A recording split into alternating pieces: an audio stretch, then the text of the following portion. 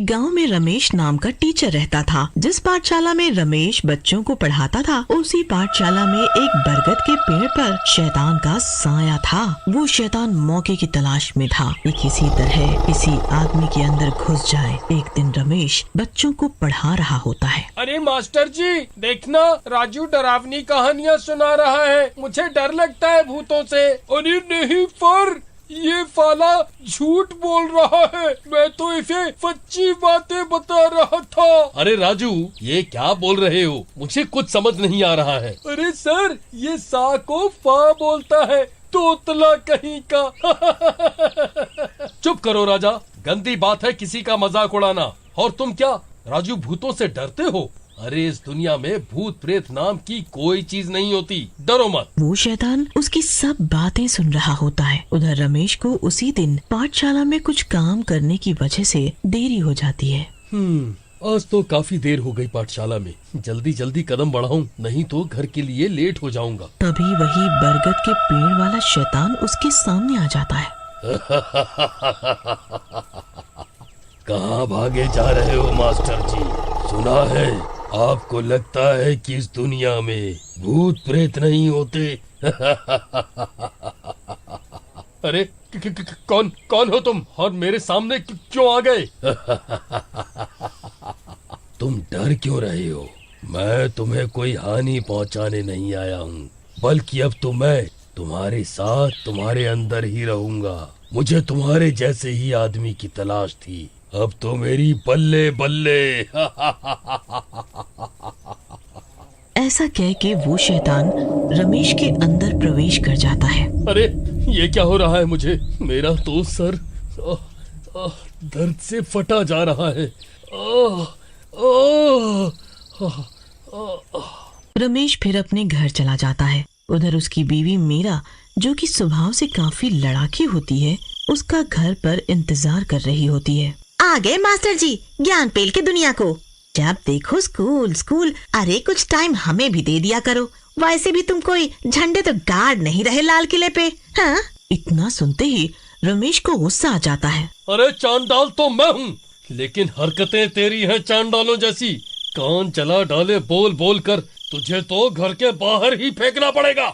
ऐसा कहकर रमेश मीरा को उठा के घर के बाहर फेंक देता है और घर को अंदर से बंद कर लेता है। अरे मर गई रे मर गई। मार डाला इस मास्टर की औलाद ने। कमबख्त, इस मास्टर की इतनी हिम्मत कैसे हो गई? ये तो चूहा था चूहा, न जाने शेर कैसे बन गया। ओह मेरी कमर। मैंने कमर का तो कमरा ही बना दिया। अपने भाइयों के पास जाती हूँ, वही इसको बताएगा। ऐसा कहकर मीरा वहाँ से चली जाती है। अगली सुबह रमेश तैयार होके स्कूल के लिए निकलता है। रास्ते में उसे स्कूल का ही दूसरा मास्टर मिल जाता है। अरे रमेश, क्या बात है? बड़े ही स्मार्ट लग रहे हो।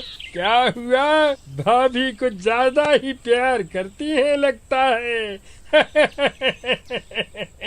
क्यों, बहुत हंसी आ रही है तुझे? चल जरा साइड में, खोपड़ी खराब कर रखी है सुबह से। ऐसा कहकर रमेश दूसरे टीचर को झाड़ी के पीछे ले जाता है और मार देता है। उसके बाद रमेश स्कूल चला जाता है। स्कूल पहुंचकर वो अपनी क्लास में जाता है। अरे पर बड़े स्मार्ट लग रहे हो। कसम से सारी लड़कियां आपकी फैन हो जाएंगी। अबे चुप कर, लड़कियां ही क्यों सर, आपके ऊपर तो सारी टीचर भी फैन हो जाएंगी। ऐसा कह के सारे बच्चे जोर जोर से हंसने लगते हैं। रमेश को बहुत गुस्सा आता है और वो उन सबको डांट देता है।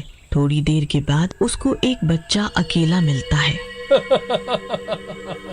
बहुत हंस रहा था ना क्लास में, अब बेटा अकेले मिला है तू।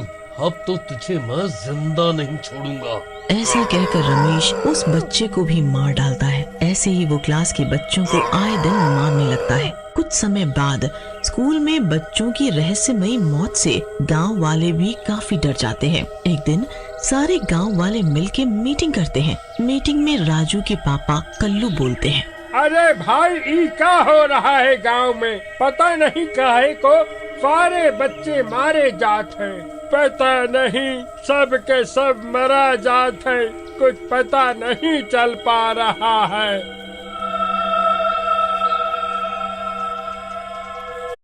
ऐसा कहकर सारे रमेश के घर पहुंचते हैं। अरे तुम लोग यहाँ क्या लेने आए हो? क्या हुआ? अरे मास्टर जी, क्या बताएं कि क्या हुआ? आपको तो सब पता ही होगा, इतने बच्चा सब मर गया है गांव में। आपको कुछ मालूम है कि क्या हो रहा है? अबे क्या मुझे ज्योतिष समझाए? मुझे क्या पता कि क्या हुआ। चलो अब तुम सब लोग भागो यहाँ से। हाँ जाते हैं मुंह उठा के। ऐसा कहकर रमेश सारे गांव वालों को भगा देता है, लेकिन सोचता है, लगता है इन गांव वालों को मुझ पर शक हो रहा है। मुझे अब ज्यादा सावधानी बरतनी पड़ेगी, नहीं तो गांव वालों को मेरे बारे में पता चल जाएगा और ये शरीर मुझे छोड़ना पड़ेगा।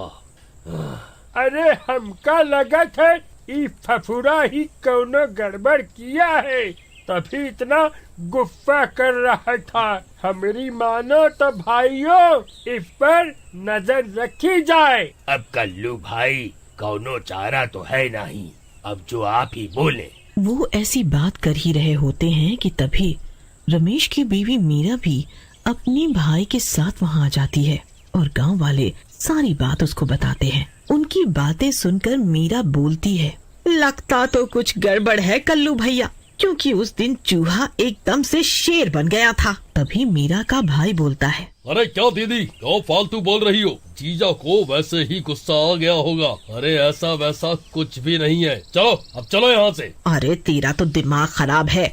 मम्मी के यहाँ तो बोल रहा था कि जीजा की टांगे तोड़ दूंगा, और यहाँ आते ही गुब्बारा फुस हो गया। मुझे पता है तेरे जीजे ने मेरे साथ क्या किया था। मुझे तो घर जाने में भी डर लग रहा है अकेले। ऐसा कहकर मीरा वहाँ से घर की ओर चल पड़ती है, लेकिन घर का दरवाजा बंद होता है। मीरा और उसका भाई घर के अंदर झांकते हैं। अरे दीदी, अंदर दो जीजा हैं। अरे नास मिटे, तुझे पता है क्या बक रहा है? दो जीजा क्या होता है? चल देखने दे मुझे अंदर क्या चल रहा है। अंदर झांकते ही उनके होश उड़ जाते हैं। अंदर शैतान और रमेश बातें कर रहे होते हैं। अब तो मुझे छोड़ दो।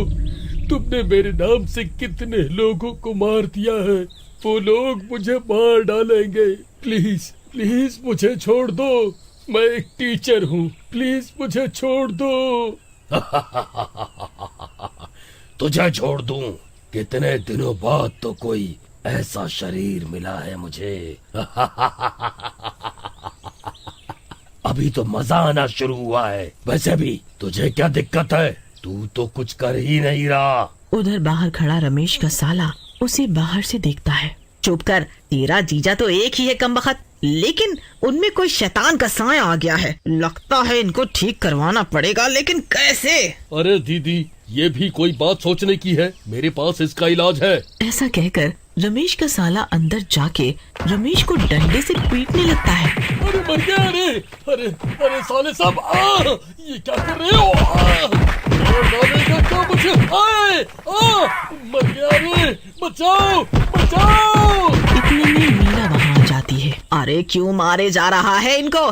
अरे कोई भूत नहीं है इनमें? मार मार के बंदर की तरह लाल कर दिया मेरे पति को। चल भाग यहाँ से, हट। अरे दीदी, मैं कोई जीजा को शौक से थोड़ी बंदर बना रहा था। मैं तो भूत भगा रहा था जीजा का। तभी रमेश के अंदर शैतान फिर से आ जाता है। तुम दोनों मूर्ख, क्या समझते हो मुझे इसके शरीर से निकाल पाओगे? मैं अब इसके शरीर से इसकी मौत के बाद ही निकलूंगा।